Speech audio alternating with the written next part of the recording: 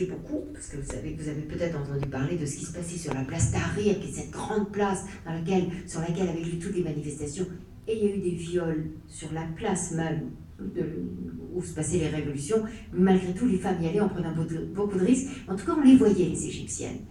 Les Libyennes, on ne les voyait pas. Então, no Egito, as egípcias conseguiam se manifestar porque elas eram realmente como mulheres organizadas e elas como haviam intelectuais e que sabiam ocupar realmente as tribunas da imprensa. Elas correram risco indo para a Praça Tahrir, onde aconteceu como até como alguns estupros durante como todas as manifestações. Agora, na Líbia, as mulheres não apareciam de jeito nenhum. Et je me demandais, moi, qu'est-ce qu'elles faisaient les Libyennes à ce moment-là. C'est vrai qu'on ne savait pas grand-chose de la Libye. Qu'est-ce qu'on savait de la Libye? On connaissait évidemment Kadhafi, mais Kadhafi interdisait qu'on parle, par exemple, des écrivains, des sculpteurs, des artistes, des intellectuels. Il n'y en avait pas en Libye. On ne pouvait parler que de lui. Et même quand on parlait des footballeurs, parce qu'après tout, il y avait une équipe de footballeurs qui n'était pas mauvaise en Libye, eh bien, on avait le droit de ne donner que les numéros sur lesquels jouaient les footballeurs, les joueurs.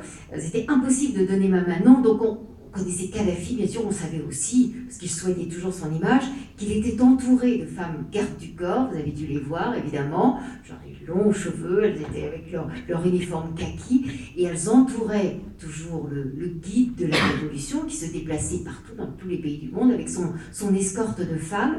C'est à peu près ça que Kadhafi avait laissé comme image, avec cette image un peu trouble d'un homme qui confier sa vie à des femmes gardes du corps, donc certains analysaient ça comme une espèce de preuve de féminisme, et vous allez voir que c'était une pure hypocrisie.